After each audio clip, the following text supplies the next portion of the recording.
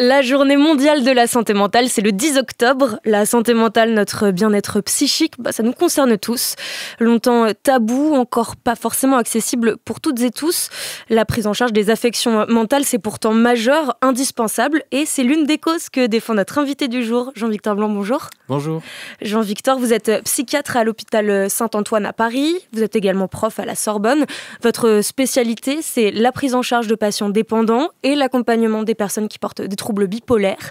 Et vous êtes un peu un docteur cool parce que vous consacrez beaucoup de votre temps à du travail de pédagogie, de sensibilisation auprès du grand public avec un objectif, déstigmatiser les troubles mentaux et donc que celles et ceux qui sont concernés soient davantage inclus dans une société qui est encore un petit peu frileuse sur ces questions. Et donc c'est pour ça que vous avez sorti un très chouette bouquin qui s'appelle Pop et Psy. Et dedans, vous décodez les troubles psychiques à l'aide de films, de séries, de punchlines de gens célèbres de la pop culture. Jean-Victor, comment vous allez aujourd'hui ? Ça va très bien, merci. Cette séance débute bien. Pour commencer par la base de la base, est-ce qu'on pourrait faire une petite clarification qui, j'espère, va aider pas mal de monde ? Vous êtes médecin, donc vous êtes psychiatre, et souvent il y a pas mal de confusion autour des métiers qui commencent par psy. C'est quoi la différence entre psychiatre, psychologue, psychothérapeute, psychanalyste, etc., etc. Effectivement, c'est ce qu'on voit dans beaucoup de films et de séries où parfois juste avec le terme psy, on se laisse un peu se débrouiller sur quels sont ces professionnels derrière. Donc on rappelle le psychiatre ou la psychiatre évidemment, puisque c'est une profession qui est plutôt féminisée. C'est un médecin qui se spécialise et qui fait 4 ans d'études en plus de ses études de médecine dans la prise en charge et la prévention des troubles psychiques. Troubles psychiques, c'est-à-dire dépression, troubles bipolaires, schizophrénie, addiction, pour en citer quelques-unes. Il y a également le psychologue qui, lui, va être un spécialiste de la psychologie, donc c'est-à-dire qu'il va faire des études entre guillemets uniquement de psychologie, pas de cursus médical. C'est un cursus en 5 ans et avec un diplôme de psychologue, on peut exercer auprès de patients, c'est ce qu'on va appeler les psychologues cliniciens, mais on peut aussi faire plein de choses, on peut travailler en entreprise, dans les relations humaines par exemple, faire de la recherche, etc. Ça, c'est des diplômes qui sont encadrés, c'est-à-dire que n'importe qui ne peut pas revendiquer un diplôme de psychologue ou de psychiatre. Il y a encore un autre terme, celui de psychothérapeute, qui celui-là également est encadré, c'est-à-dire quelqu'un qui va soigner par la parole, par ce qu'on appelle du coup la psychothérapie. Et ensuite, il va y avoir un ensemble de professions, les psychopraticiens, la psychanalyse en fait également partie, en fait, qui, eux, ne sont pas encadrés au niveau d'un diplôme d'État. C'est-à-dire que n'importe qui, techniquement, peut se réclamer d'un de ces diplômes. Dans certains cursus, par exemple dans la psychanalyse, qui va vraiment être un type de psychothérapie qui va reposer sur les théories de l'inconscient. Donc on a besoin par exemple de faire une psychanalyse pour devenir psychanalyste, mais en fait toutes ces thérapies-là sont un petit peu... Mais pour tous ces diplômes-là, il n'y a pas d'attestation, on va dire, de l'État de reconnaissance d'un diplôme. Et qu'est-ce qu'on va faire avec un psychiatre qu'on ne va pas faire avec un psychologue et vice-versa ? Alors le psychiatre, ça va être le seul qui va par exemple prescrire des médicaments parmi les différents psys, puisque c'est un médecin, il peut prescrire des médicaments si besoin. Si on est hospitalisé en psychiatrie, pareil, ce sera des psychiatres qui vont gérer par exemple l'hospitalisation, qui vont gérer l'hôpital de jour, etc. Donc c'est vrai que la différence principale, elle va être là. Un psychologue, en revanche, lui, il ne pourra pas prescrire. Une des grosses différences également en France, c'est que les psychologues sont quasiment pas remboursés, ou en tout cas très mal, sauf certains cas précis avec la mutuelle ou avec des dispositifs comme Mon Psy, mais c'est une différence majeure encore aujourd'hui. Si on veut commencer un parcours thérapeutique, commencer une prise en charge, qui est-ce qu'on doit aller voir en premier ? L'idéal, c'est d'aller voir son médecin traitant, qui lui peut faire un premier entretien, un premier screening et voir en fonction, est-ce qu'il y a besoin d'adresser vers un psychiatre ou est-ce qu'on peut aller directement vers un psychologue. Dans certains parcours de remboursement, on est obligé d'ailleurs de voir d'abord le médecin traitant qui ensuite, comme par exemple pour de la kinésithérapie, va recommander ensuite quelqu'un. C'est dans un monde idéal parce qu'on sait que malheureusement, tous les médecins généralistes ne sont pas aussi bien formés qu'on l'espérait et que l'épidémiologie l'indique, puisqu'on sait qu'un tiers des patients qui vont voir le médecin traitant, c'est finalement pour un motif psy. Donc c'est quand même énorme. Parce qu'on est d'accord que les troubles et les maladies mentales, c'est des maladies comme les autres. Souffrir d'une dépression, c'est comme se casser la jambe. Exactement. Contrairement à ce qu'on imagine, c'est vrai que dans les gros clichés sur la maladie psychique, on pense que c'est uniquement dans la tête, que ça repose uniquement sur les émotions et que c'est invisible. Pourtant, j'encourage tout le monde à aller faire un tour dans un service de psychiatrie ou à parler avec des personnes concernées, on voit très bien que déjà, c'est pas invisible. Quelqu'un qui est très déprimé, ça se voit. Quelqu'un qui est très délirant, ça se voit également. Il n'y a absolument rien de factice dans ces troubles. Ce sont des vraies pathologies qui s'expriment par des comportements, mais qui n'ont rien de différent finalement d'autres pathologies comme le diabète ou le cancer ou des pathologies cardiaques. Et pourtant, elles restent très mal comprises.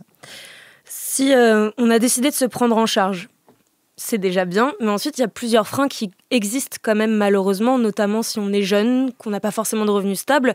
Déjà, si on n'habite pas dans une très grande ville, il y a très peu de médecins spécialistes dans la prise en charge des troubles mentaux.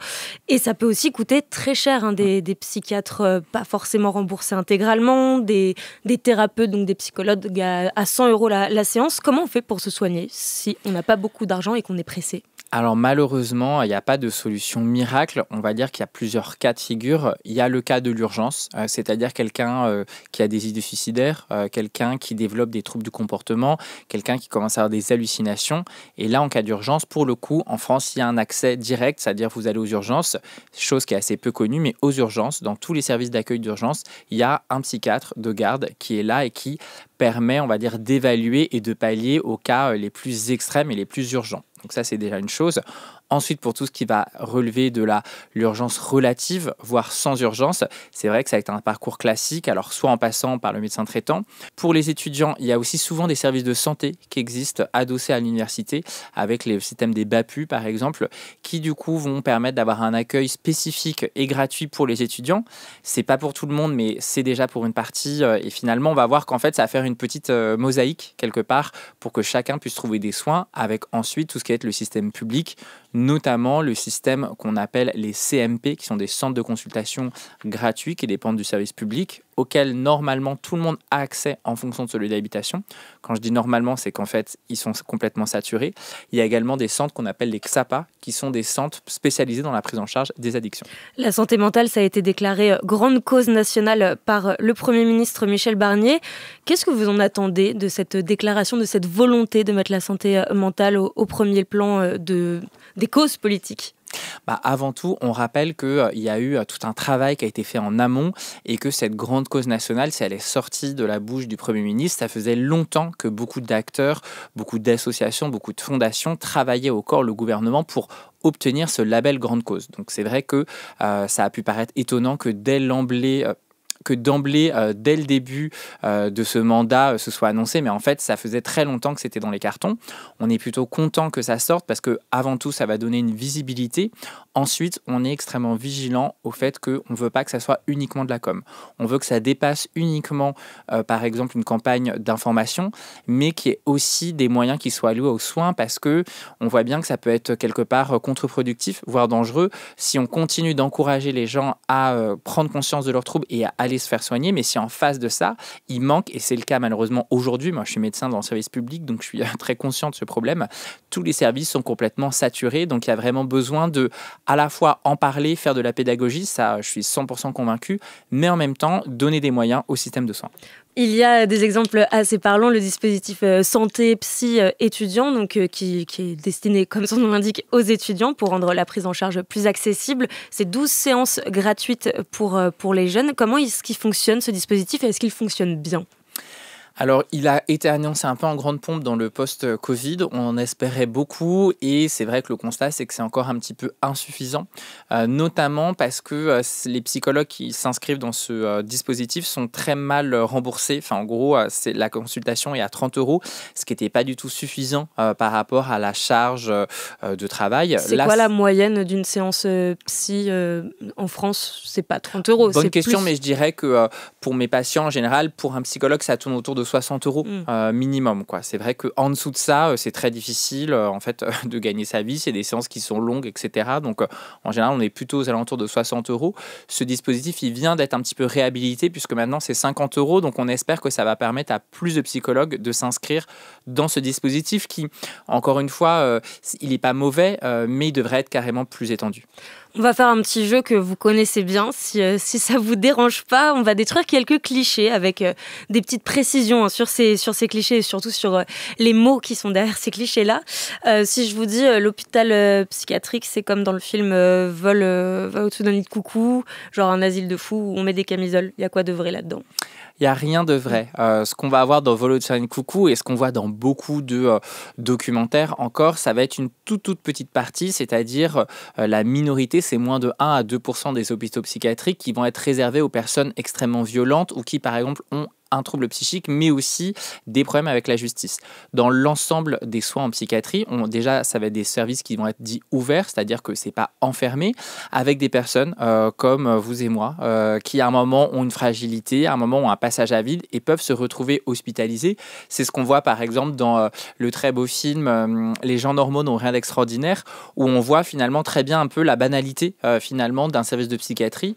Il y a énormément d'artistes qui en ont parlé, ne serait-ce que Garouste, qui est un peintre extrêmement célèbre, qui a parlé de l'hôpital en psychiatrie, avec des termes très justes et notamment, contrairement à ce qu'on imagine, il y a une certaine douceur, puisque à l'intérieur de l'hôpital psychiatrique, pour beaucoup de personnes, c'est un espace de répit. C'est-à-dire qu'au moins, pour une fois, on ne leur reproche pas d'être malade, on ne les stigmatise pas parce qu'ils sont malades, et finalement, ça peut être une sorte de bulle qui est temporaire, nécessaire le temps qu'ils reprennent de la force, qu'ils atteignent le rétablissement, ou du moins en partie le rétablissement, et puis ensuite qu'ils sortent parce que, évidemment, personne ne doit passer sa vie à l'hôpital.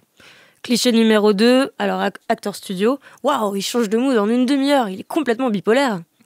Complètement faux aussi, hein. Le trouble bipolaire, ça n'a rien à voir avec le fait d'avoir 2 ou plus personnalités. Au contraire, le trouble bipolaire, ça va être la même personne, mais qui va avoir au cours de sa vie des moments d'excitation qu'on appelle maniaques, avec des idées de grandeur, avec beaucoup d'énergie, avec des comportements à risque, et aussi des phases de dépression où là, on sait un petit peu plus de quoi il s'agit. Cliché numéro 3, il pense que tout le monde parle dans ce dos, mais il est complètement parano ce type. Alors, le terme de paranoïa, dans le grand public, on va plutôt parler, nous, de persécution. C'est-à-dire quand quelqu'un, en fait, commence à attribuer des signes de l'environnement directement à lui et plutôt d'un caractère malveillant. Parce que, et c'est ce qui est assez dramatique, dans la plupart des idées, par exemple, délirantes, c'est plutôt des choses négatives. Il y a rarement des choses qui vont être extrêmement positives. Ça va être souvent, on me veut du mal, on veut m'empoisonner, on veut m'enfermer, on me surveille, etc. Le contexte médiatique, politique peut colorer les délires. Pendant le Covid, beaucoup de patients pensaient être à l'origine du Covid ou avoir le traitement pour le Covid ou que le Covid était une machination, etc. Donc, on voit que ça peut colorer, mais les mécanismes, finalement, ils sont un petit peu les mêmes. Le trouble de la personnalité multiple, c'est comme dans le film Split, la personne, elle a 25 personnalités différentes et elle met des affaires de bébé quand elle pense être un bébé.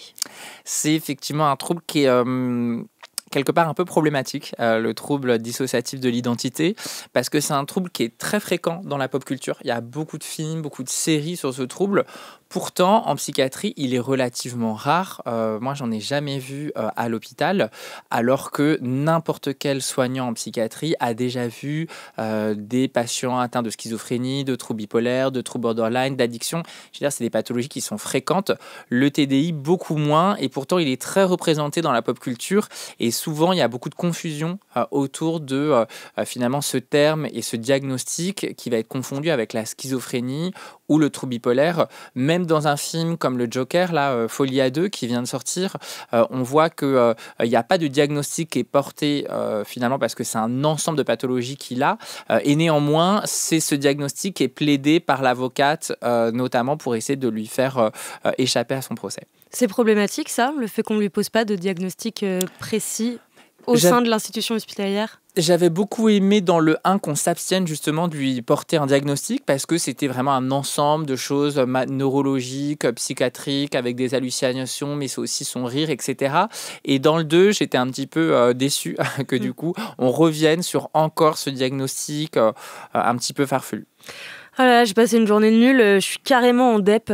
Le mot dépression, ça veut dire quoi pour de vrai? Alors la dépression, avant tout, c'est une pathologie donc, où il va y avoir de la tristesse, mais pas que. Mais surtout, et on le voit bien dans votre exemple, c'est une pathologie pour diagnostiquer une dépression. On considère qu'il faut avoir des symptômes depuis au moins 15 jours. Donc être très fatigué ou saoulé à la fin de sa journée, ça n'est pas de la dépression, c'est un état, une émotion qui est complètement habituelle et qui fait partie de l'expérience humaine. On quitte le studio de cinéma. Les jeunes, enfin les moins de 30 ans, ont clairement dépassé leurs aînés en ce qui concerne l'image et l'acceptation des troubles mentaux psychiatriques. On va en reparler en détail, mais c'est quoi les principaux tabous qui subsistent, notamment chez les moins de 30 ans, concernant les troubles psy? Ce qui va persister, c'est quand même autour de certains diagnostics.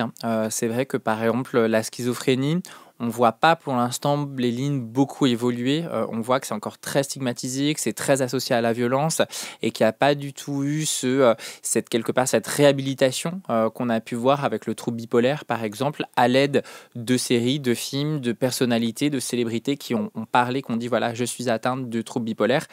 Pour la schizophrénie, qui est à peu près aussi fréquente que le trouble bipolaire, c'est pas une pathologie qui est rare.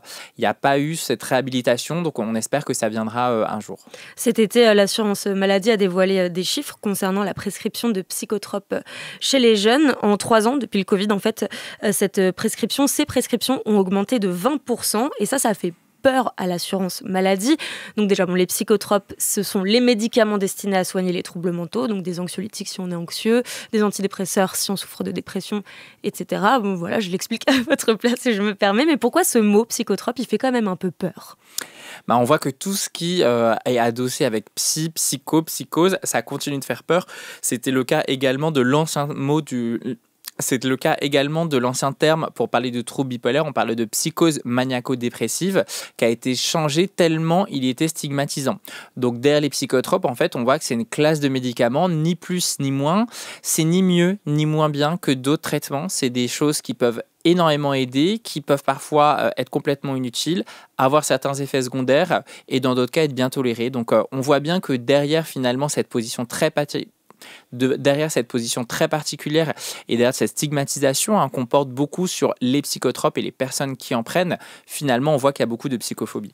Est-ce que cette augmentation de prescription, ce boom de presque 20%, ça veut dire qu'il y a plus de jeunes atteints de troubles ou de pathologies psy, ou est-ce que c'est un effet un peu trompe-l'œil parce que tout simplement les moins de 30 ans ont davantage de facilité à se tourner vers les soins? C'est quoi? Est-ce que c'est un effet un peu faussé, ou est-ce que ça veut vraiment dire quelque chose? Il y a beaucoup de causes. Ce qui est certain, c'est qu'il y a une augmentation de la prévalence des troubles psychiques chez les jeunes, notamment depuis le Covid. C'est vrai que ça s'accélérait déjà, mais depuis le Covid, ça a été vraiment très net. Et donc finalement, cette hausse, elle est assez logique quand on voit qu'il y a une hausse des troubles suicidaires, une hausse des troubles du comportement alimentaire, une hausse des dépressions. Finalement, que derrière, il y a une hausse des traitements qui vont aider dans ces cas-là, c'est complètement normal. On est loin de considérer les psychotropes comme une solution de facilité, contrairement à ce qu'on accole souvent comme image aux personnes qui vont faire le choix de se faire soigner. Il y a autre chose qui peut expliquer ce phénomène de la santé mentale des moins de 30 ans un petit peu en berne, et c'est ce que révèlent plusieurs études récentes, les réseaux sociaux qui joueraient un rôle pas vraiment bénéfique pour l'état psy de la jeunesse en France en tout cas. Pourquoi? Qu'est-ce que ça fait, les réseaux sociaux, sur le mental? C'est compliqué, notamment parce qu'on n'a pas assez de recul pour vraiment identifier l'effet des réseaux sociaux qui en plus évoluent très vite. Or, en science, on a besoin d'années, de dizaines d'années parfois pour vraiment identifier un facteur déclenchant.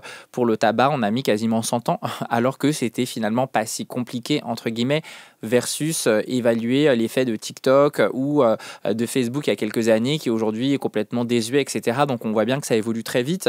Ce qu'on sait, c'est que pour les personnes qui sont fragiles, notamment ça a été montré pour les personnes atteintes de dépression, ils ont tendance à rechercher des finalement contenus qui peuvent aggraver leur dépression, aggraver finalement la mésestime d'eux-mêmes, et qui a un effet qui peut être pervers au niveau des algorithmes, ou notamment, même s'il y a des efforts qui sont faits sur le sujet, il y a plusieurs études qui ont montré que les personnes qui Il y a plusieurs études qui ont montré que les personnes atteintes de dépression, en fait, les algorithmes allaient favoriser des contenus plutôt tristes parce que c'est ce qu'ils cherchaient initialement. Est-ce qu'il n'y a pas aussi un effet de comparaison et du coup qui peut augmenter, enfin en tout cas vraiment permettre à la mésestime de soi, au mauvais regard qu'on porte sur soi-même, de vraiment s'épanouir, constamment se comparer à des personnes qu'on trouve magnifiques sur Instagram, se dire que telle personne fait des choses super géniales et que nous on les fait pas. Est-ce que ça peut aussi participer au mal-être ambiant? C'est vrai, et on a tous fait l'expérience quand on voit les photos de vacances incroyables alors que nous-mêmes on n'est pas en vacances, ou à telle personne qui fait que des choses géniales, enfin, dont on a l'impression qu'elle fait que des choses extrêmement géniales tout au long de sa journée. Ça peut aggraver un mal-être. Ça va pas être le seul facteur, puisqu'on rappelle que les troubles psychiques, c'est quelque chose de dit multifactoriel, c'est-à-dire qu'il y a beaucoup d'origines. Il y a une origine héréditaire, il y a une origine environnementale dont peuvent faire partie les réseaux sociaux. Là aussi, il y a des études qui ont montré, par exemple, que chez les personnes qui ont un trouble du comportement alimentaire, elles allaient, par exemple, avoir tendance à consommer plus de contenu avec des personnes extrêmement minces, voire extrêmement maigre, et que ça allait finalement accentuer la dysmorphophobie, c'est-à-dire la sensation d'inadéquation entre la manière dont elles perçoivent leur corps et la manière dont leur corps est réellement.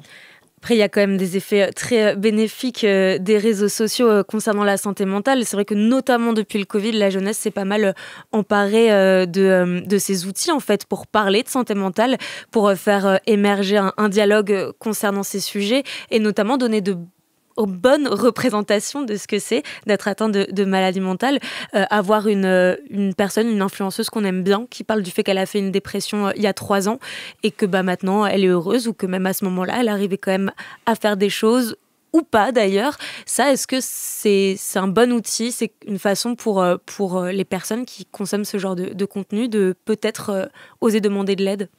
C'est très positif et c'est vrai que l'essor que le sujet de la santé mentale a pris dans notre société, il vient en partie des réseaux sociaux, non seulement parce qu'il peut y avoir des communautés qui se constituent autour de troubles, qui s'éduquent également sur ces sujets, et avec effectivement cet effet complètement explosif qu'aujourd'hui, toutes les personnalités célèbres, les créateurs et les créatrices de contenu peuvent parler directement à leur audience, et on voit que ça a levé beaucoup de tabous, là où avant, dans les années 80, mais même jusqu'au début de la carrière par exemple de Britney Spears, il n'y avait aucun moyen pour une star de parler de sa santé mentale directement, parce que ça passait par la maison de disques, la maison de prod, les studios hollywoodiens, etc., et que la parole était complètement verrouillée sur le sujet, là où aujourd'hui, quelqu'un comme Selena Gomez, qui a longtemps été la personne la plus suivie au monde sur Instagram, elle partage énormément de choses sur effectivement sa maladie, mais aussi ce qui l'a aidé, son trouble bipolaire, les moments dans lesquels elle arrête les réseaux sociaux pour préserver sa santé mentale,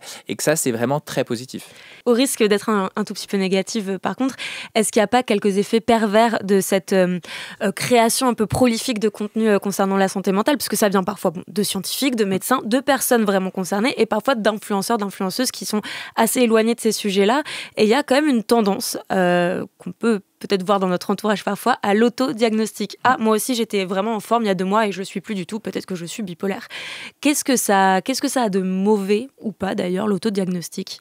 L'effet pervers, c'est qu'effectivement, on sait déjà qu'il y a quasiment la moitié des contenus sur la santé mentale qui sont faux sur les réseaux sociaux, ce qui est énorme, pour lequel il y a besoin justement d'informations sourcées et de choses qui vont révéler des vraies informations scientifiques. C'est particulièrement le cas avec l'autodiagnostic.